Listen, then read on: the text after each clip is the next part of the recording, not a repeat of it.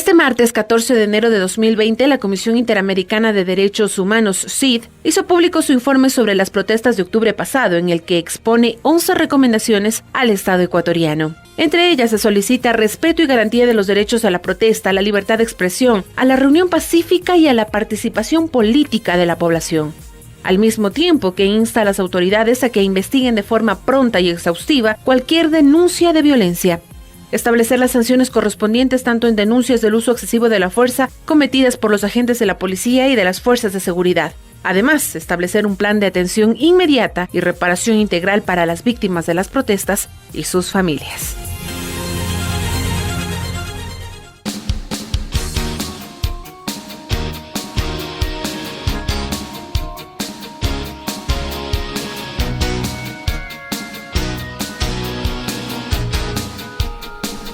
Ya son las 8:05 y vamos justamente a desarrollar a continuación un interesantísimo diálogo con nuestros invitados, el doctor Ramiro Rivadeneira, ex defensor del pueblo, y Patricio Benalcázar, experto en derechos humanos. Ciertamente hay un informe de la Comisión Interamericana de Derechos Humanos que, me permiten el término, está levantando polvo, sí, porque allí se apuntan objetivamente una serie de circunstancias y de hechos que en efecto sacudieron al país durante el mes de octubre, con consecuencias realmente graves: fallecidos, heridos, detenidos ilegales, confrontaciones, enfrentamientos, agresión a periodistas, clausuras de medios de comunicación, como este medio de comunicación exactamente, que fue allanado por la Policía Nacional, persecución a medios digitales. Todo esto dibuja ciertamente un panorama muy complejo, y sobre la base del informe que emite la Comisión Interamericana de Derechos Humanos, pues vamos inmediatamente a desarrollar este diálogo para que podamos tener una explicación y un análisis detenido y pormenorizado en beneficio de nuestra audiencia. Por eso les saludamos a ustedes cordialmente y les invitamos a reflexionar sobre esto, Liz. Antes de que contesten, les queremos plantear a nuestros amigos oyentes, a quienes nos siguen a través de nuestras redes sociales, la pregunta para este diálogo. ¿Considera que el informe de la Comisión Interamericana de Derechos Humanos sobre el paro de octubre es correcto? Ustedes ya saben, pueden darnos su opinión a través de nuestras redes sociales. Y comenzamos con usted, doctor Rivadeneira. El canciller de la República está no de acuerdo con este informe de la Comisión de los Derechos Humanos y ha señalado que no es un informe objetivo, que carece de objetividad adecuada. Además, asegura que van a enviar los planteamientos como Estado ecuatoriano sobre lo que falta en ese informe para que realmente represente la situación traumática que vivió la sociedad en octubre. Eso del lado de la Cancillería. La ministra María Paula Romo aseguró también que este informe es sesgado. ¿Cómo interpretar la reacción que han tenido como Estado respecto a las conclusiones y a las recomendaciones que hace en el informe de la Comisión Interamericana de Derechos Humanos? Gracias, Liceña. Muy buenos días, Washington, y buenos días a toda la audiencia. En primer lugar, permítame solidarizarme con la persecución que está viviendo Pichincha Universal. Creo que ya las redes del poder han llegado realmente más allá de los límites en el discurso que ha tenido el gobierno de favorabilidad a los medios de comunicación y de un ambiente de paz y de diálogo. No se ha cumplido ciertamente. Nosotros vemos que ya desde hace mucho tiempo comunicadores sociales como ustedes están siendo perseguidos, y creo que esto no se debe permitir en una sociedad democrática, y sí hay que hacer un llamado permanentemente a todos los gremios y a los otros medios de comunicación social para que se solidaricen públicamente con lo que está ocurriendo. Así que de mi parte ciertamente lo he hecho ya antes y lo sigo haciendo, y espero que todo salga bien. Respecto a la pregunta, uno de los grandes problemas que suelen cometer los gobiernos es que tienen una tendencia a politizar los pronunciamientos de los órganos internacionales de derechos humanos. Y esto es lamentable, porque los órganos internacionales de derechos humanos actúan de manera técnica, ciertamente lo hacen así. Cuando la CID dicta medidas cautelares o cuando hace un informe sobre el Estado, ha hecho decenas de informes la CID sobre los Estados de América respecto a la protección de los derechos humanos, los gobiernos tienen que aceptar, ciertamente, porque son parte del sistema, y bajo los principios de buena fe que establece el derecho internacional, tienen que aceptar las recomendaciones y las posiciones que tienen los órganos internacionales. Para mí ha sido lamentable escuchar, y no solamente desde el ámbito del gobierno, desde algunas personas que manejan los temas de derechos humanos, que se sabe que son conocedoras de derechos humanos, minimizar el informe de la CID, de la Comisión Interamericana de Derechos Humanos, diciendo que ha estado sesgado, inclusive cuestionando en algunos casos a los componentes de la CID, calificando a algunos de derecha o al propio secretario ejecutivo de la CID como que fue puesto por un gobierno específico. Estas cosas nos hacen daño como sociedad. Como sociedad tenemos que entender que si el Ecuador es parte de un sistema internacional de derechos humanos, está pues previsto que tiene que y debe acatar los informes y las recomendaciones que hagan los órganos de este sistema. Así que para mí, sinceramente, no me sorprende que el gobierno ecuatoriano haya reaccionado de esta manera, pero no nos ayuda bajo ningún aspecto como sociedad. Doctor. Bueno, a mí me parece que hay que hacer una perspectiva histórica de este tema, ¿no es cierto? El informe de la Comisión Interamericana de Derechos Humanos no es más que un informe en el marco de un deterioro sistemático de los derechos humanos en el Ecuador, profundizado desde la llegada al poder del presidente Moreno. Los datos lo dicen con mucha facilidad. Esto lo digo para entender de que esto no es, digamos, el informe de la Comisión Interamericana y los hechos de octubre no constituyen hechos aislados de un proceso histórico que ha habido en el país. Proceso histórico que tiene que ver con la vigencia de los derechos humanos.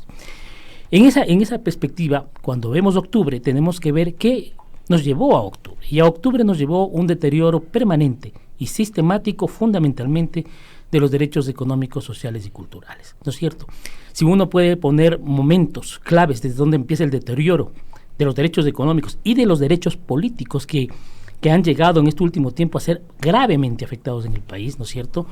De actores políticos, quiero decir, uno puede notar que el 4 de febrero de 2018, en medio del barullo y de la inconstitucionalidad que llevó adelante una consulta popular, y luego lo que se vino adelante, ha generado y ha profundizado, ¿no es cierto?, la vulneración de los derechos humanos en el país. Luego ponemos otro dato.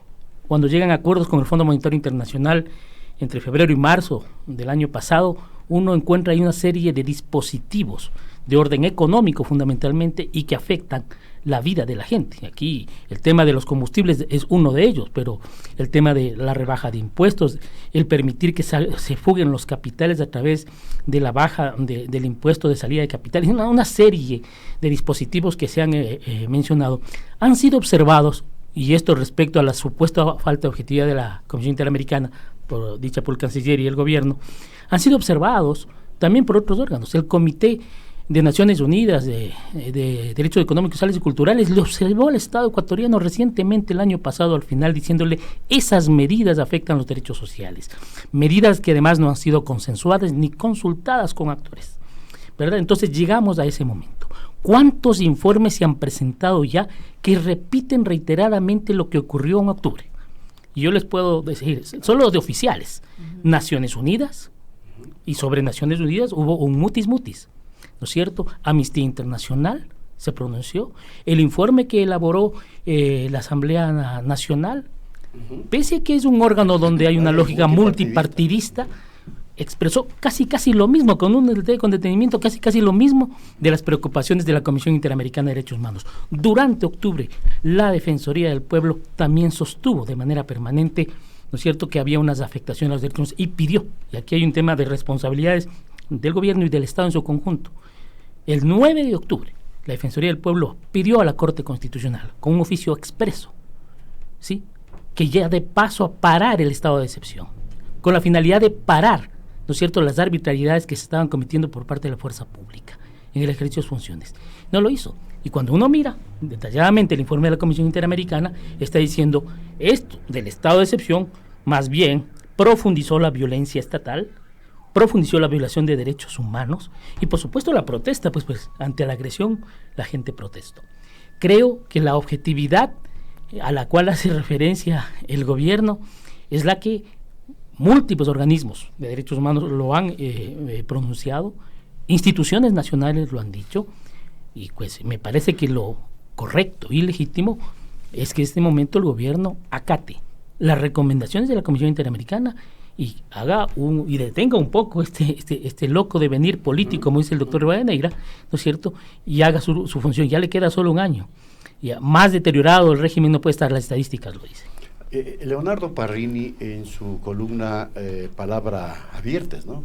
Bueno, señala que cuando un país recurre a organismos internacionales para dirimir sus diferencias legales, políticas o de cualquier otro tipo, constituye un explícito reconocimiento de la carencia de instancias mediadoras dirimentes en capacidad de solventar los conflictos internos. Esta es la realidad que está viviendo el país en estos momentos. Les quiero preguntar a ustedes, con un deterioro institucional, que como acaba de decir Patricio, al gobierno le tiene pero por los suelos, a la asamblea igual y a todas las instituciones, incluso a los operadores de justicia. Y entonces, ante esta realidad, ¿acaso es cuando conviene una mirada atrás para ir recomponiendo un sistema que realmente se torna absolutamente complejizado? El doctor Rivadeneira, enfrentar esta situación es la que requiere en los actuales momentos el país. ¿Cuál es la opinión al respecto? A ver, no quiero dejar de resaltar lo que dice Patricio en cuanto a los derechos económicos, sociales y culturales. Quizá me equivoque, pero es el primer informe en el que yo leo con más detalle una referencia a los derechos económicos, sociales y culturales, precisamente el que da la CID. Hace dos puntualizaciones. Primero señala que el conflicto nace precisamente de una política gubernamental que afecta a derechos económicos, sociales y culturales. Porque en algún momento dado quedó en el ambiente como que el pueblo indígena u otros gremios se habían levantado porque lo habían deseado, porque tenían una planificación para derrocar al régimen. Exactamente, y no fue así. Se levantan porque y hay una protesta precisamente porque sienten que sus derechos están siendo vulnerados y van a ser afectados. Y la Comisión Interamericana precisamente dice que cuando un gobierno va a tomar una medida que pueda afectar derechos económicos, sociales y culturales, primero tiene que ver que no sean medidas regresivas. Y segundo, tiene que haber participación ciudadana. Y esta valoración el gobierno no la hizo y por lo tanto la CID, además a través de su Relatoría de Derechos Económicos, Sociales y Culturales, precisamente indica que el gobierno pudo haber estado violando a través de esta política gubernamental derechos económicos y sociales.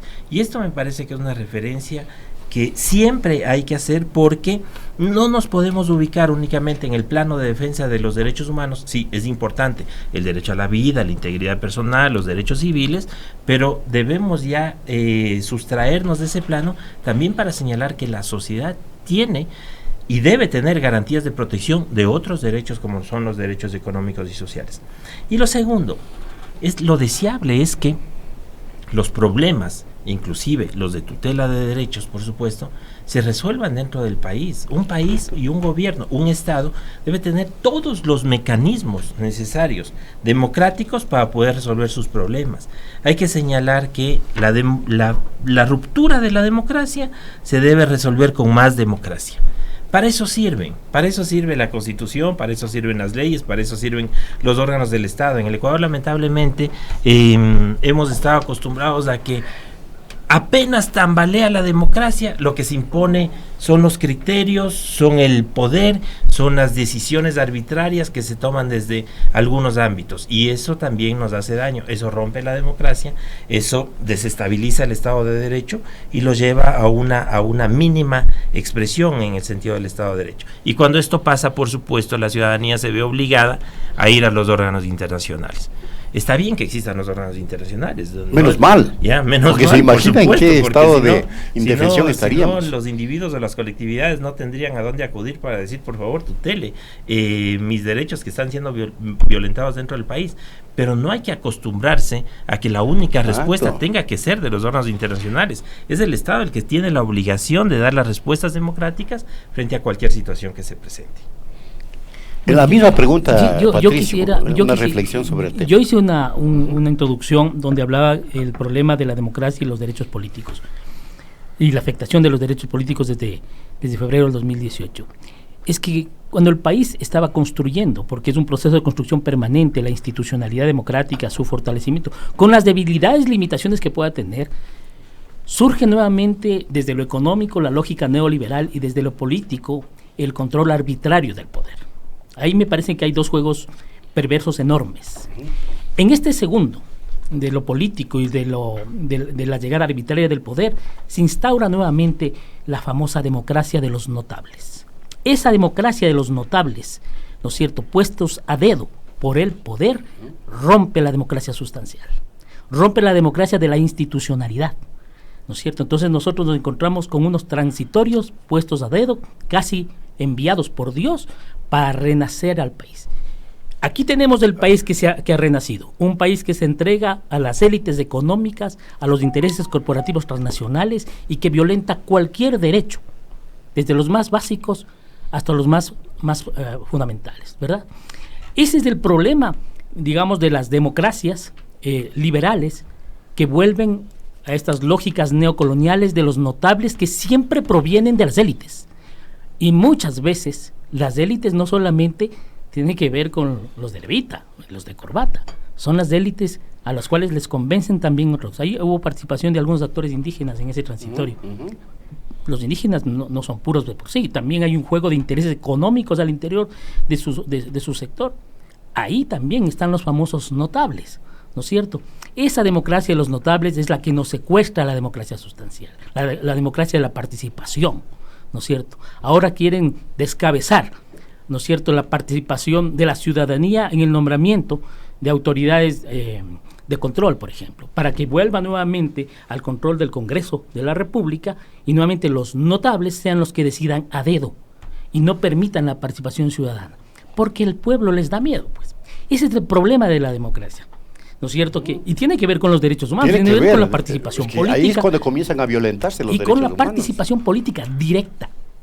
No la de la famosa representatividad, sino la democracia directa, aquella que desde el 2008 nos costó tantísimo y logramos finalmente incorporar en la Constitución de la República, ejemplo en esa materia, ¿no es cierto? Entonces, ahí me parece que hay un juego grandemente perverso, ¿verdad? Y creo que es necesario alzar las voces mucho más en este año electoral, en donde se van a decidir muchas cosas. La gente debe saber que no puede perder su participación directa, que no puede estar en manos del secuestro de las élites, ¿no es cierto?, ni la política ni la economía. Este país es un país de la diversidad, es un país que debe permitir la participación social. Eso tiene que ver con una posición radical de los derechos humanos, emancipatoria de los derechos humanos. Y nosotros siempre hemos sostenido en esa línea que los derechos humanos sí son cuestionadores del poder, pero también son una guía para construir democracia. Deben ser. Doctor Rivadeneira, la ministra de Gobierno señaló que el actual régimen le ha abierto las puertas nuevamente a los organismos internacionales, que no ha tratado de minimizarlos o desaparecerlos, como asegura ocurrió en el gobierno anterior, donde usted fue defensor del pueblo en esa falta de reconocimiento o de cuestionamiento también a la Comisión Interamericana de los Derechos Humanos, dando a entender que nosotros les abrimos la puerta, pero no esperábamos que nos aparezcan con un informe de este tipo. Bueno, a ver, creo que hay que precisar algunas cosas. Yo, por ejemplo, soy en parte crítico del sistema americano de derechos humanos, sin necesidad de ponerle el dedo o acusar a nadie. Hay que criticar lo que tenemos para mejorarlo, por supuesto. El sistema americano de derechos humanos, por ejemplo, uno de los problemas que tiene es que tiene muchas causas acumuladas. Uno siempre esperaría que las protecciones de derechos humanos se realicen en menor tiempo. Sin duda alguna, esta Comisión Interamericana de Derechos Humanos ha despachado y ha trabajado en número mucho más que las anteriores, y eso hay que relevar. Otra de las críticas que se hizo en su momento, que existieron, que yo quiero bajarle al tema técnico, por ejemplo, es la situación de las medidas cautelares. Hay que señalar que la CID tiene muchas competencias, y las competencias de la CID están señaladas en su momento en la Carta de la OEA o en la Convención, porque el derecho internacional de los derechos humanos es un derecho convencional, es decir, los estados están obligados a hacer lo que firman y lo que firman en las convenciones, y por ejemplo las medidas cautelares de la CID están dadas en un reglamento y muchos de los países reclamaron eso. Sin duda alguna, las medidas cautelares, además de la CID, ya se han dado por por décadas y han sido aceptadas por los países, así que eso también hay que entender como un principio de derecho internacional. Y creo que el tema quedó subsanado a nivel de la OEA cuando el propio gobierno de Ecuador, en la presidencia de Rafael Correa, llevó a través de Cancillería, Ricardo Patiño era el ministro de Relaciones Exteriores, estos temas a la OEA precisamente para hacer una evaluación y una revisión de estas competencias, y la OEA dijo que todo estaba bien y que no se cambiaba. Así que eso me parece que es reflexionarlo desde el tema técnico, desde la situación técnica y no política. Lo que tenemos ciertamente son órganos que están actuando para proteger los derechos humanos de la mejor manera. A mí me dio mucho gusto y me pareció lo oportuno que la CID haga una visita al Ecuador en el marco de lo ocurrido en octubre, como lo ha hecho con Bolivia, como lo ha hecho con Chile, y que pueda levantar las recomendaciones, pero recomendaciones no simplemente de lo que piensa en teoría, sino de lo que ve, con los actores que son se categóricas. Exactamente, llega y visita el centro carcelario regional de la Tacunga, se reúne con varios actores, así es, se reúne con el Estado, con la Defensoría del Pueblo, se reúne con organizaciones de la sociedad civil y saca las conclusiones. Es así como tenemos que entender que actúa ahora sí, y estas conclusiones por supuesto tienen que ser adoptadas y tienen que ser acogidas por el Estado. Eso es lo que todos desearíamos. No está ocurriendo. Lo que está ocurriendo, y nuevamente lo repito, es que el gobierno termina cuestionando políticamente una actuación técnica de la Comisión Interamericana de Derechos Humanos. Nos va a hacer daño. ¿Por qué? Porque al final del día nosotros debemos fortalecer los sistemas de derechos humanos y no cuestionarlos. ¿Qué está pasando ahora precisamente con las medidas cautelares de Jorge Glass?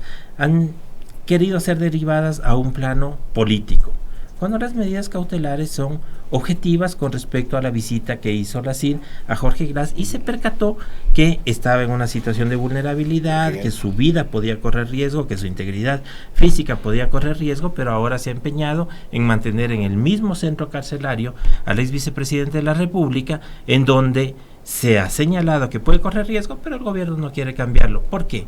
Porque piensa que va a tener va a perder políticamente un efecto político, exactamente. Eso nos hace daño, eso no habla bien de un gobierno, de un Estado frente a sus responsabilidades internacionales. Ahora, uno de los aspectos centrales del informe de la CID y de la ONU y de la Comisión Parlamentaria es de que existió el uso excesivo de la fuerza, de los aparatos represivos del Estado, y entonces queda en cuestionamiento el rol cumplido por estos entes, la policía, el ejército, inclusive los tribunales de justicia, que en un momento determinado, luego de los sucesos, se convirtieron y evidentemente en organismos de persecución política, violentando los derechos políticos de varios ciudadanos y de varios medios de comunicación, enjuiciados hasta ahora, como que está en una unidad, en un juicio penal de crimen organizado, que nadie puede explicarse por qué. Les pido que reflexionemos de eso, porque se ha reconfigurado entonces el accionar de estos aparatos, luego de que, como decía Patricio, las élites se apropian del manejo del Estado. Patricio. Sí, yo decía respecto a la participación de la fuerza pública como un instrumento del Estado, ¿no es cierto? Por lo tanto, es el instrumento. ¿Quién está atrás del instrumento para que él se mueva? Yo creo que hay que precisar esto. Hubo un uso arbitrario y desproporcional de la fuerza. De esto lo conocía perfectamente la ministra de Gobierno, el ministro de Defensa, la Corte Constitucional, el Defensor del Pueblo. La sociedad lo vio por televisión, en redes. Las arbitrariedades eran indiscutibles. Todos los informes, pero absolutamente todos de los organismos nacionales e internacionales reiteran en ese punto. Yo insisto, es un tema de los instrumentos, en este caso de la policía y de las Fuerzas Armadas que participaron en esto. ¿Qué estuvo atrás de esto? ¿Quién dispuso? ¿Quién no paró que esto ocurra? Ahí también hay responsabilidades, no solo políticas, sino jurídicas. Y en el caso de derechos humanos, responsabilidades internacionales del Estado ecuatoriano. Hago referencia a esto porque yo recuerdo con mucha claridad que antes de que se declare el estado de excepción, cuando había las pretensiones, ya se había advertido a la Corte Constitucional que no habían hechos desproporcionados en la manifestación pública. De hecho, cuando la Comisión Interamericana empieza su informe, dice, era una manifestación pacífica. Y dice el informe, sin embargo, la actuación de la policía de manera agresiva dio paso a que la protesta se levante aún más. Ahí hay una responsabilidad clarísima. Lo dice el informe, no lo decimos nosotros que estamos atrás de un micrófono, lo dice la comisión, el informe de un órgano internacional, ¿no es cierto?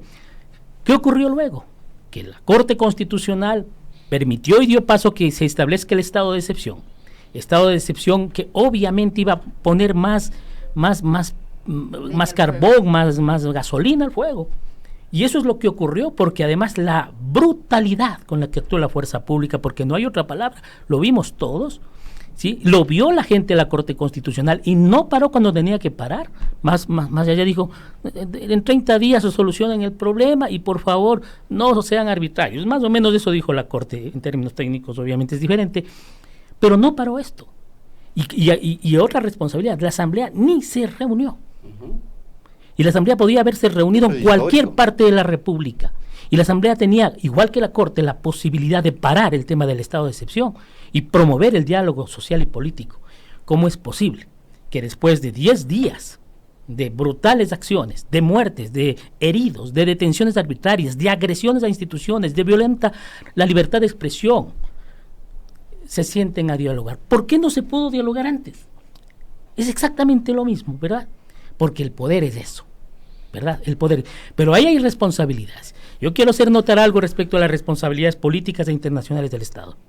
La Comisión Interamericana en su informe dice claramente, de los 11 casos, solo voy a hablar de los muertos, de los 11 muertos, 8 tiene que aclarar el Estado cuáles fueron las razones porque están en el marco del uso arbitrario de la fuerza. Y si no se lo aclara dentro del sistema nacional, esos 8 casos van enfiladitos al sistema interamericano. Y eso significará responsabilidad del Estado y de quienes permitieron que esto ocurra, ¿verdad? Entonces, yo hago mención a esto con este énfasis porque me parece que la gente que está al frente del gobierno, la señora ministra en particular, se jacta que es una histórica defensora de derechos humanos, feminista y demás, y estos hechos y sus pronunciamientos dejan mucho que ver, dejan mucho que desear, digamos, de que si efectivamente esto fue cierto. Bueno, Patricio, Ramiro, vamos a hacer una pausa para algunos mensajes y les invitamos a que continúen en la sintonía de Radio Pichincha Universal luego de esta pausa. Así es, les recordamos además la pregunta para este diálogo. ¿Considera que el informe de la Comisión de los Interamericana de Derechos Humanos sobre el paro de octubre es correcto? Ya sabe, puede pronunciarse a través de nuestras redes sociales.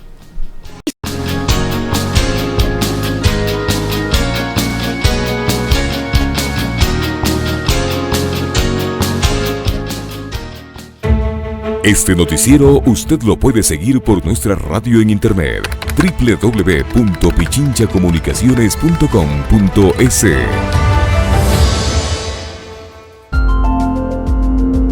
El clima para hoy.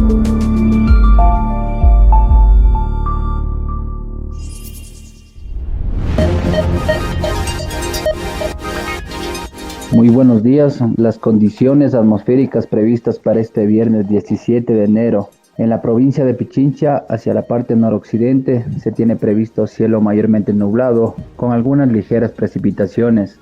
Mientras que en la ciudad de Quito, el cielo en el transcurso de la mañana se presentará con poca cobertura nubosa, la cual tiende a incrementarse de manera ocasional en horas de la tarde. La temperatura máxima prevista durante este día es de 25 grados, mientras que la temperatura mínima registrada en las primeras horas de la mañana fue de 13.9 grados centígrados. Es probable que existan ráfagas de viento durante el mediodía y asimismo los índices de radiación ultravioleta volverán a presentarse con categorías entre muy altas y extremadamente altas. Este fue un informe desde el INAMI, Vladimir Arriaga para Pichincha Universal.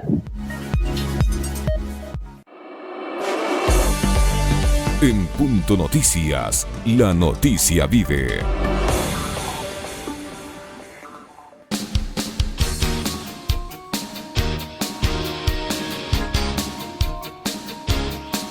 A las 8:33 minutos continuamos con este interesante diálogo conversatorio con el doctor Ramiro Rivadeneira, ex defensor del pueblo, y con Patricio Benalcázar, experto en derechos humanos.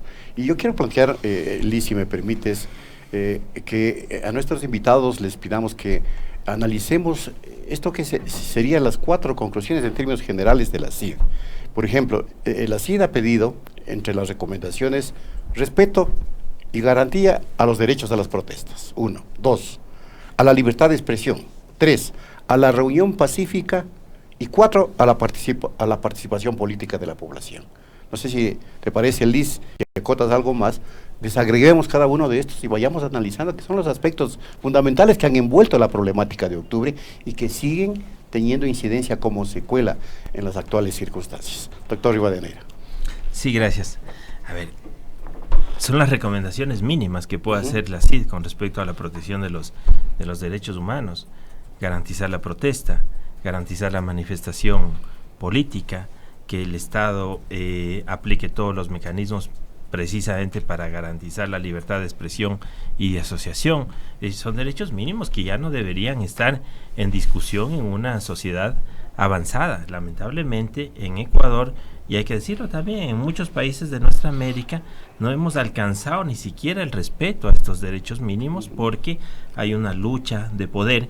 Hay una lucha de poder político, hay una lucha de poderes fácticos, hay una lucha de poderes mediáticos que cada cual intenta llevar el agua para su molino, y de la forma que se hace no es mediante el diálogo, sino mediante los codazos, poner el hombro, desplazarle. Y mientras sigamos actuando de esta manera en la sociedad, ciertamente yo no veo que vamos a arribar a buen puerto. Yo creo que como Estado y la sociedad debe reflexionar ya desde otras perspectivas. A ver, primero yo quiero decir, hagamos una reflexión. Fíjese cómo nuestro Estado ha perdido mucho respecto a los derechos económicos y sociales. Hay una reducción de presupuesto con respecto a la salud, hay reducción de presupuesto con respecto a la educación, en otros derechos como la integridad de las mujeres, exactamente, hay reducción de presupuesto con respecto a la lucha contra la violencia a las mujeres. Es decir, tenemos muchas reducciones de presupuesto, y esto significa que personas técnicas que trabajaban en estos temas salen del Estado, que también los temas de derechos se a libre mercado, por decir de alguna manera, y sabemos que esa autorregulación en la protección de derechos no existe, y frente a esto el Estado está dando otro tipo de respuestas de actuación. Aumenta el presupuesto precisamente para la represión, que decíamos, y lo hace público, lo dice, se jacta de la situación, y básicamente manda un mensaje diciendo, bueno, ahora sí ya estamos más preparados que en octubre y queremos ver si son capaces de actuar de la misma manera. Esto ciertamente le da la razón a la Comisión Interamericana cuando le dice, oiga, no actúe de esta manera, usted lo que tiene que hacer es actuar protegiendo los derechos básicos de la población. Y uno de los derechos a la que sí quiero hacer referencia específicamente, porque lo ha dicho la CID, lo hizo referencia Patricia también, es el de la participación ciudadana. Correcto. Posiblemente a veces nos perdemos o minimizamos la importancia de la participación ciudadana en la sociedad, pero la participación ciudadana genera espacios democráticos de toma de decisiones, porque si no, la toma de decisiones sigue estando en otro nivel, en el nivel de las personas que siempre han estado arriba en el poder, es como clases, ¿no es cierto?, es como castas. Las personas que han manejado el poder son las que toman las decisiones sin considerar lo que dicen los otros grupos o las organizaciones o la ciudadanía en general. Y esto es precisamente lo que se está perdiendo y sobre lo que debemos reflexionar. La democracia la vamos a conquistar de mejor manera, a reconquistar de mejor manera, en la medida que fortalezcamos los espacios de participación ciudadana, y estamos caminando para el otro lado, estamos caminando para cerrar los espacios de participación ciudadana, y eso es lo que está diciendo la CID en una de las recomendaciones: garantice la participación ciudadana, abra el diálogo, converse con las personas, converse con las organizaciones. Sin embargo, las herramientas democráticas, las que están aplicadas en el Ecuador, como el propio Consejo de Participación Ciudadana o las decisiones que están tomando la Asamblea, lo que están haciendo es cerrar este diálogo y no permitir la participación. Y desaparecer a las Y instituciones. ahí tenemos un reto y un desafío como país, que como sociedad debemos pensarlo y debemos tomar las decisiones. Doctor. Bueno, yo quisiera hacer mención, para no repetir lo planteado por Ramiro, que las recomendaciones de la Comisión Interamericana están en el marco de 4 elementos sustanciales para la vigencia de los derechos humanos. Primero, la verdad, que se conozca la verdad de los hechos, que se haga justicia, ¿verdad? Y se haga justicia quiere decir que se establezca investigaciones serias y se determine los responsables por la violación de los derechos humanos. Que exista reparaciones. Y también, por supuesto, a los responsables de los actos violentos y seguramente los desmanes. Es decir, yo creo que es un ejercicio equilibrado de justicia que hay que hacer, ¿no es cierto? La CID plantea la reparación, un plan además de reparación para las víctimas, ¿no es cierto? Eso tendría que hacerlo. Y es que este ejercicio de verdad, justicia y reparación es el único camino a la reconciliación. No hay más. Si no se hace, si no se conoce la verdad, si no se hace justicia, si no se repara a las víctimas, nuevos octubres aparecerán en el país. Nuevos octubres, y no porque tenga que venir otro mes de octubre, que es simplemente una metáfora, sino que mientras existan condiciones de injusticia, de deterioro de los derechos sociales y económicos de la gente del Ecuador, del pueblo ecuatoriano, esta gente se va a alzar nuevamente. ¿No es cierto? Ninguna élite podrá parar, ningún sistema jurídico podrá parar la demanda y la lucha social, ¿no es cierto?, para mejores días. Por eso, este es un llamado que yo entiendo hacer la Comisión Interamericana en marco de sus competencias, pero lo están haciendo otros órganos del sistema. Lo ha hecho, y en eso yo quiero felicitar la actuación que ha tenido el Defensor del Pueblo, lo ha hecho de manera independiente, clara y directa, pidiéndole otro tipo de actitud al gobierno. Esperamos que en este año que le queda, ¿no es cierto?, cambie de rumbo, vuelva la mirada al pueblo. Con las élites se relacione, pero este país es un país compuesto por más pueblo que élites. Así mismo es. Y yo quisiera complementar, si me por permite, favor, lo que está diciendo favor. Patricio. Es que la pregunta que hay que hacerse, ciertamente, pero yo estoy de acuerdo con la reparación, pero la pregunta que hay que hacerse es si este gobierno quiere reconciliarse. Es decir, si está dando pasos reales para tomar una reconciliación social, porque a mí me parece que tenemos un gobierno políticamente ya no tiene ninguna representación social, que lo que está apuntando es ciertamente, y como lo ha dicho antes, hacer una transición para que el próximo gobierno maneje una misma línea política, económica y social, una línea económica neoliberal, quiero decir, como ha sido la de este gobierno, y que ciertamente lo que hace es tomar decisiones para romper esa reconciliación. Y ahí es cuando los otros órganos deben tomar importancia. La Asamblea Nacional, qué pena por la Asamblea Nacional, pero no toma ningún tipo de decisiones para alcanzar una reconciliación entre los órganos del Estado y lo que implica también el Ejecutivo y la sociedad civil. Precisamente la toma de decisiones que puede tomar que puede tener la Corte Constitucional, la Defensoría del Pueblo, como lo ha dicho Patricio, efectivamente ha actuado de manera correcta, directa, de manera independiente, pero hay otros órganos que deben tomar una voz y alcanzar esta reconciliación social, que desde mi punto de vista el gobierno no la desea, porque lo único que hace es tomar pasos en contrario, ciertamente, para continuar haciendo una ruptura democrática. Yo quiero analizar con los dos expertos, tanto con usted, doctor Rivadeneira, como con usted, doctor Bustamante, esta recomendación que hace la CIDH, que dice lo siguiente: garantizar el ejercicio del derecho a la libertad de expresión de conformidad con los estándares interamericanos, en particular mediante la protección de los periodistas, comunicadores y trabajadores de los medios frente a persecuciones, intimidaciones, hostigamientos, agresiones de cualquier tipo, y mediante el cese de acciones estatales que intervengan en el libre funcionamiento de los medios de comunicación. En relación con estos últimos, el Estado debe garantizar el respeto de la independencia de los medios y abstenerse de aplicar formas directas o indirectas de censura. Esto, obviamente, no está ocurriendo. Doctor. Patricio Benalcázar. Bueno, sí, esta recomendación viene acompañada del contenido de lo ocurrido, ¿no es cierto? Y ojo, ocurrió esto con los medios de comunicación públicos, lo ocurrió con Competencia Universal, que ya no pudimos escucharle como 16 días, si no me equivoco, 17 días, ¿no es cierto?, que era como una fuente diferente de información, que es el ejercicio de la libertad de expresión, ¿no es cierto?, por un lado. Pero por otro lado, lo muy particular en este asunto fue toda la presión contra los medios digitales alternativos, que fue gravísima. Además, fueron los únicos en la calle, durante las manifestaciones, en el marco de la protesta, en los escenarios de la paz, de los centros de paz que había, que transmitían en directo y que la gente se informaba. Muchas veces el poder quiere mantener en la oscuridad y en el silencio la verdad. pero en estos tiempos ya no va a ser posible. Entonces a mí me parece que ese llamado de atención para el ejercicio de la libertad de expresión, para garantía de los periodistas, de los comunicadores, de todos los medios, privados, públicos y comunitarios, es fundamental. Esa voz es fundamental.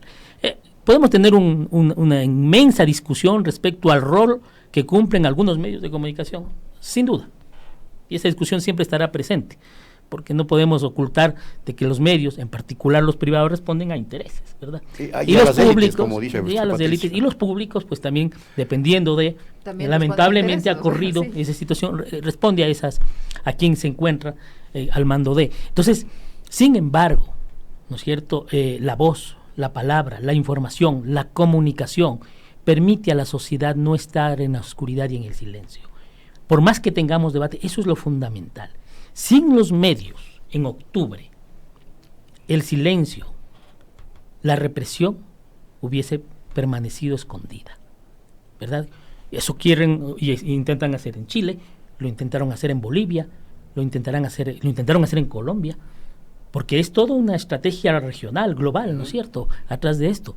Entonces, la presencia de medios, de comunicadores, la presencia de periodistas, de los distintos posibilidades y alternativas comunicacionales es fundamental para lo que yo llamo permanentemente la democracia sustancial. No la de los votos, la sustancial, la de los derechos. Le quiero pedir al doctor Rivadeneira que analicemos este otro aspecto que tiene que ver con la participación política de los ciudadanos, porque a partir de las protestas de octubre estos derechos están siendo conculcados, y no por referirme a un sector específico, se está conculcando esos derechos a nivel general, y ya la gente no puede opinar, peor aún de política, porque inmediatamente es juzgada, es criminalizada, y eso se lo hace de manera pero perversa. No sé qué piensa usted, Patricio. Sí, a ver, sí, primero quiero también referirme a lo que decía Patricio. Son estos dos derechos tan importantes, pero es que todos los derechos son, pero terminan siendo importantes. Estos son como medulares, transversales. De modificar la actuación del Estado, ¿no? Lo que la Comisión Interamericana nos mostró precisamente, y ya más allá de las posiciones del poder mediático, nos mostró una fuerza pública que actuó de manera desmedida, ciertamente con todos los medios. Es decir, hubo afectados de los propios medios de comunicación tradicionales, llamémoslo así, donde fueron golpeados por la fuerza pública. Y fíjese, otro de los aspectos es haber inhibido las señales de internet, ¿no? Y esto es gravísimo. Ciertamente hay que entender que esto es muy grave, porque lo que se está haciendo, y lo dice la CID, es coartar la libertad de expresión, que tiene que ser entendida a través de los medios de comunicación digitales de la misma manera que de los medios de comunicación tradicionales. Es decir, la fuerza pública, y los datos lo terminan diciendo, actuó de manera desmedida, arbitraria, abusiva, abusó de la fuerza legítima y por lo tanto la convirtió en ilegítima, y esto también se traduce precisamente en las violaciones a los derechos de participación política, porque hay que aterrizar los casos. A veces parece ser que el discurso es etéreo, ¿no es cierto? Hablamos de derechos y eso está como en una burbuja, pero lo cierto es que hay casos específicos. Por ejemplo, está el caso de la persona en el ejido que le dispararon directamente, ¿no? Le dispararon directamente en la cabeza, y luego fue a dar al hospital Eugenio Espejo, y cuando pidió su historia clínica, le dijeron que no le podían dar la historia clínica porque había una disposición de la ministra María Paula Romo en el sentido de que no se entregue ninguna documentación. Y hay que volver a decir, es gravísimo. Es decir, estas cosas, cuando ya se traducen específicamente en historias de vida de las personas, podemos entender que es muy grave que esto ocurra. Y todavía no hay muchas respuestas con respecto a otras personas que perdieron la vida y otras personas que fueron atacadas en su integridad personal. Y, por ejemplo, las personas que han perdido los ojos. Tenemos el caso de Yajaira, exactamente, que además de que perdió los ojos, se sabe que se quiso comprar su silencio, porque hay que decirlo de esa manera, se quiso comprar su silencio, y cuando no ocurrió así, inclusive ha tenido amenazas con respecto a su participación.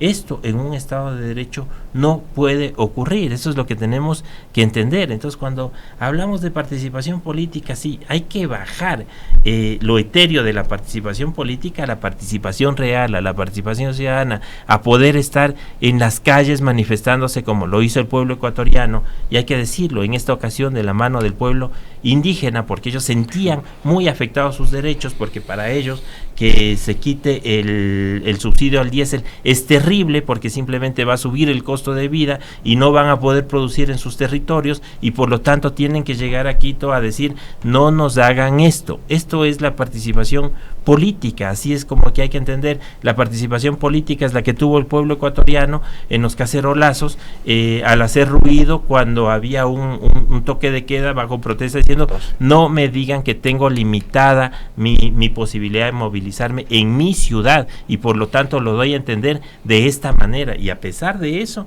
estas personas fueron acalladas. Así hay que entender la participación política. Correcto. Ahora, doctor Bustamante, estas recomendaciones no deberían ser solo aceptadas por el gobierno como ejecutivo, sino por todas las instancias del Estado, entre estas la judicial, en el sentido de que no se la utilice para ese tipo de persecuciones, que se analice si cumplen o no las denuncias con las respectivas pruebas. Ahora, lo que está pasando es que a veces por presiones políticas se aceptan todos los casos, inician acciones judiciales y la gente termina siendo procesada, muchas veces encarcelada, para al final de cuentas, después de que ha pasado todo este proceso, resulten ser inocentes. Así es. Yo quisiera mencionar, para entrar a su inquietud, a lo planteado por Ramiro respecto al tema del derecho a la participación política. Hay dos temas que me parecen que durante el gobierno de Lenín Moreno se han profundizado preocupantemente. El uno, la generación del miedo. La generación del miedo en la sociedad, en la cultura, en la política, hace que uno evite hablar, evite exponerse, evite hacer política, hacer participación. Y el miedo ha venido acompañado de la judicialización, de la represión y de la persecución, ¿verdad? Ese es un elemento que no hay que descuidar. ¿Quién es el famoso, no voy a decir su nombre, porque voy a decir, está acusando a nadie de tener esa ideología, que instauró el miedo como una fórmula de control político en el mundo? Vayan y vean quién lo hizo. Y lo segundo, la estigmatización de actores políticos. Eso es un hecho que para la vigencia de los derechos políticos es sustantivo entenderlo. Si se estigmatiza a un sector político, el que sea, y se le hace ver como responsable de todos los males, sumado al miedo, la gente evitará involucrarse en esos procesos políticos. Y eso es lo que ha estado atrás de lo que usted manifiesta, ¿no es cierto? De los procesos de orden judicial, del control. Se dice que no hay control, pero uno no puede entender cómo se dice que hay independencia. Si hay independencia, y de manera inmediata se inician procesos judiciales, muchos de los cuales se caen al día siguiente, sobre los cuales no hay pruebas plenas suficientes, ¿verdad? Entonces, esto nos hace daño como país. Esto nos hace profundo daño como país, ¿verdad? ¿Cuántos años? Yo no tengo memoria personalmente de que hayamos tenido asilados políticos. Hoy los tenemos. Unos dirán, como he escuchado decir al gobierno, ellos se autoasilaron más o menos, ¿no es cierto? Pero dejaron de ser autoasilados en el momento que un gobierno de la región, utilizando la Convención sobre el Derecho de Asilo de 1954, dice: yo voy a recibir a estas personas y darles protección porque en su país no lo tienen. Ese es el asilo, ¿no es cierto? Este país está viviendo eso ahora. La Comisión Interamericana al final del informe habla en la primera parte muy corto respecto al asilo y refugio, pero ya abre las puertas y dice la Comisión: el asilo es un derecho consagrado en la Convención Americana de Derechos Humanos, pero es un derecho que no quisiéramos que se utilice, pues, porque claro, tenemos que vivir en democracia y aprender a escucharnos y a respetar la posición del diferente, del diverso. Esa es la democracia fundamental, ¿no es cierto? Por eso, esa unión peligrosa del miedo y el estigma hacen mucho daño a la democracia y a la participación de la sociedad. Esperamos que la gente no caiga en esto, pues. La gente tiene que, como decía Ramiro, participar activamente y en el sector político que decida, ¿no es cierto? Civilizadamente podemos tener profundas diferencias. Los políticos tienen profundas diferencias, pero ¿qué es sentarse en una mesa? Y gravísimo que se sienta en una mesa y el día siguiente el que se sentó en una mesa le está siguiendo procesos judiciales y los procesos judiciales avanzan. Eso no está bien, eso no es correcto en la sociedad que vivimos, ¿no es cierto? A eso me refiero, con vencer el miedo y acabar con los estigmas. Acabar con los estigmas. Correcto. Doctor Reflexión Rivadeneira. final, doctor Rivadeneira. Bueno, la reflexión final es que debemos recuperar la sociedad y debemos recuperar de la participación ciudadana. Es verdad que ya hay muchos ámbitos del Estado y muchas herramientas del Estado que están siendo, que han sido diseñadas y que están siendo ejecutadas para perseguir. Y es verdad lo que se está hablando del miedo.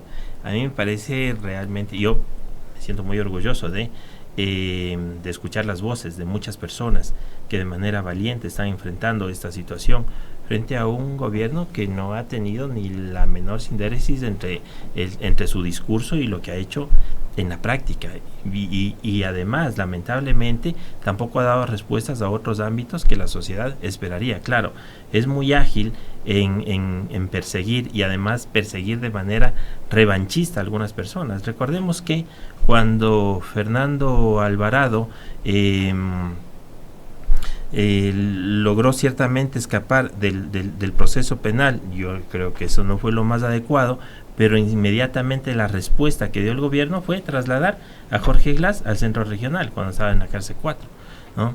Ahora, ¿qué ha pasado? Cuando México da el asilo a algunas personas y a través del salvoconducto viajan a México, la primera respuesta del gobierno es ciertamente perseguir a uno de los familiares de una de las personas asiladas, y además bajo la voz del propio presidente de la República, que públicamente dice que se ha descubierto esta trama de corrupción y que no pudo ser demostrada en los juzgados. Entonces lo que vemos es una participación ágil de estos órganos de justicia, agilidad que nosotros la quisiéramos también ver en otros temas. Por ejemplo, hasta ahora no tenemos una respuesta de INA y de toda esta situación de las cuentas del presidente de la República en otros países. ¿Alguien se acuerda de alguna respuesta que hayan dado al pedido de $5 millones por ocupar el Ministerio de Agricultura, ya la titularidad del Ministerio de Agricultura? Nadie, eso ya nos perdimos, no hay respuestas con respecto a eso, pero somos muy ágiles con respecto a tener otro tipo de respuestas. Esta es la sociedad que no queremos, esta es la sociedad que hay que cambiar, sobre esta sociedad es la que hay que levantar la voz, y yo estoy seguro que el país está precisamente caminando de esa manera, y vamos a recuperar la democracia como todos lo esperamos. Bueno, concluimos, Lisset, interesantísimo el diálogo, ¿no? Absolutamente, les agradecemos al doctor Ramiro Rivadeneira, ex defensor del pueblo, y al doctor Patricio Benalcázar, experto en derechos humanos, que nos han acompañado esta mañana analizando las conclusiones y las recomendaciones de este informe de la Comisión Interamericana de los Derechos Humanos tras el paro nacional de octubre pasado, informe que no ha sido bien recibido por las autoridades del Estado. La audiencia de Pichincha Universal respondió de la siguiente manera a esta pregunta. ¿Considera que el informe de la CID sobre el paro de octubre es correcto? 91% sí, no 9%. Con esto, lo que opina la gente. nos despedimos, señoras y señores. Gracias por su Les presencia. deseamos un feliz fin de semana en la emisión de la mañana, ¿no? Porque estaremos en mediodía con Lisset y a la tarde estaremos con la tercera emisión. Amigas y amigos, un fuerte abrazo. Que tengan un excelente día.